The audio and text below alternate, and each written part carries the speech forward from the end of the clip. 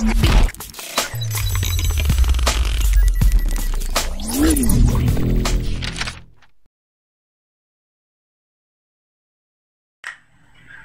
penggerak merdeka belajar. Om Swastiastu.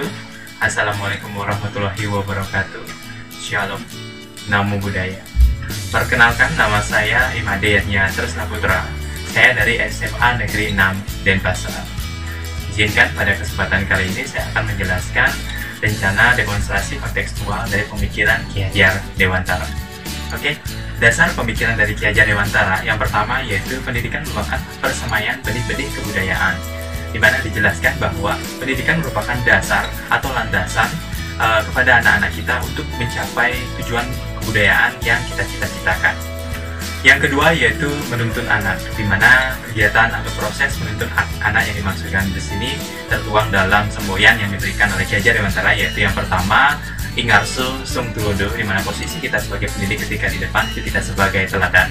Kemudian Ing Madio Mangun Karso, di mana ketika posisi kita berada di antara mereka atau di tengah-tengah mereka, kita sebagai pendidik harus terus memberikan motivasi dan memberikan dorongan kepada anak-anak kita.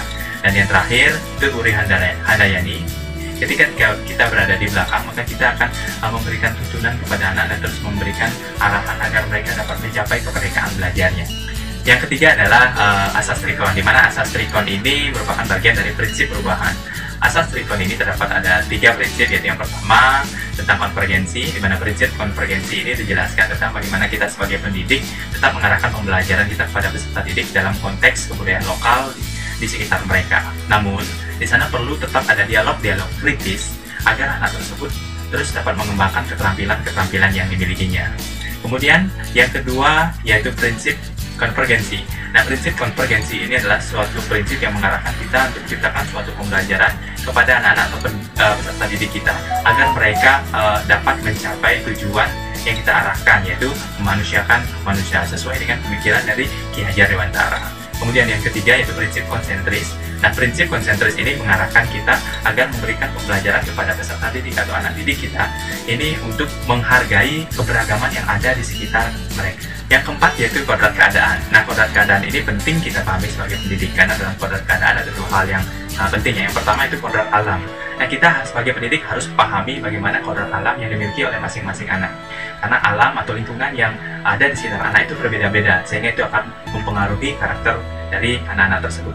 Nah, dari perbedaan karakter itu, kita sebagai pendidik harus mampu mengakomodasi semuanya, sehingga anak-anak tersebut dapat mencapai kemerdekaan belajarnya.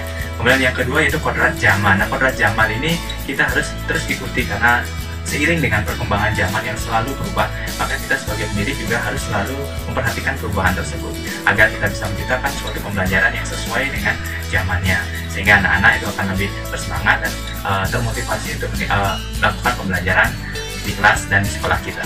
Oke, berdasarkan dari filosofis dan pemikiran Ki Hajar Dewantara tersebut, maka saya sebagai pendidik akan merencanakan demonstrasi kontekstual terhadap pemikiran dari Ki Hajar Dewantara tersebut. Maka hal yang saya lakukan yaitu dengan menerapkan suatu model pembelajaran sesuai dengan pemikiran Ki Hajar Dewantara. Model pembelajaran tersebut yaitu problem based learning. Model pembelajaran problem based learning ini merupakan suatu model pembelajaran yang berpusat kepada siswa, memberikan peluang kepada siswa untuk melakukan diskusi, sharing, dan mengembangkan keterampilan yang dimilikinya. Adapun langkah-langkah pembelajaran yang nanti akan saya lakukan sesuai dengan model pembelajaran problem based learning. Yang pertama yaitu identifikasi masalah dan mendefinisikan masalah.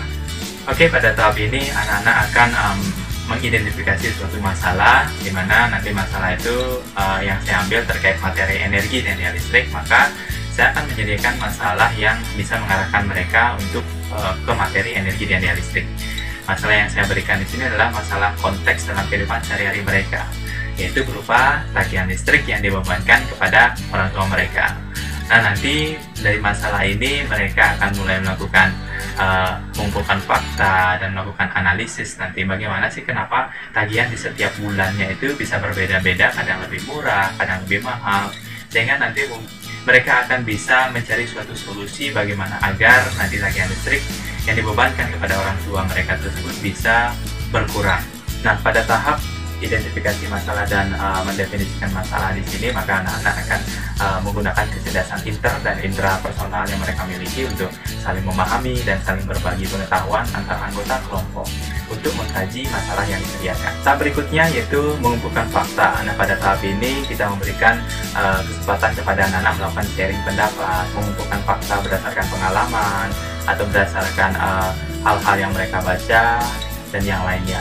Pada tahap ini, siswa akan mengorganisasikan informasi dengan menggunakan istilah yang pertama, apa yang diketahui, apa yang dibutuhkan, dan apa yang perlu dilakukan untuk menyelesaikan permasalahan dan fakta-fakta yang berhubungan dengan permasalahan.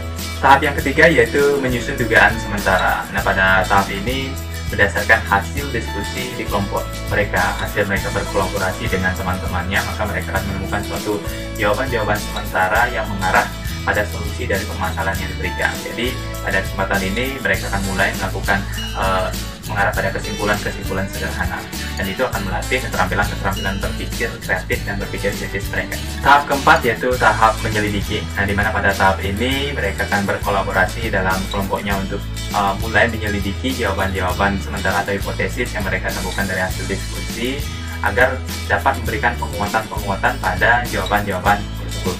Nah, pada proses menyelidiki ini, maka guru sangat berperan sekali terus menuntun anak-anak agar mereka tidak mengalami miskonsepsi dan terus menuju tujuan pembelajaran yang kita inginkan. Tahap yang kelima yaitu menyempurnakan permasalahan yang telah didefinisikan. Maksudnya pada tahap ini, anak-anak dalam kelompoknya itu akan mulai merinci rumusan masalah berdasarkan hasil penyelidikan dan berdasarkan dari jawaban sementara yang mereka temukan sebelumnya berdasarkan hasil diskusi tersebut. Oke, tahap berikutnya yang keenam yaitu menyimpulkan alternatif pemecahan masalah. Nah, pada tahap ini menyimpulkan alternatif pemecahan, maka siswa akan berkolaborasi dengan anggota kelompoknya untuk menghimpun informasi-informasi agar menemukan suatu alternatif pemecahan yang baik. Nah, kolaborasi atau kolaboratif ini menjadi mediasi yang sangat baik untuk siswa membuat atau menganalisis suatu alternatif jawaban yang sangat baik dibandingkan dengan dilakukan secara individual. Yang terakhir adalah tahap menguji solusi. Nah, pada tahap ini anak-anak akan diarahkan untuk melakukan presentasi dari hasil diskusi terhadap alternatif pemecahan masalah, sehingga ketika mereka presentasikan akan ada suatu diskusi yang baik antar kelompok, sehingga akan mengarahkan siswa membentuk suatu alternatif pemecahan yang terbaik dari hasil pemikiran dan dari hasil diskusi mereka di kelas. Oke, demikian. Terima kasih saya ucapkan atas kesempatan yang diberikan pada saya dalam memberikan rencana demonstrasi kontekstual terhadap pemikiran dari Ki Hajar Dewantara. Nah, akhir kata saya haturkan para mesanti. Om Santi Santi Santi Om.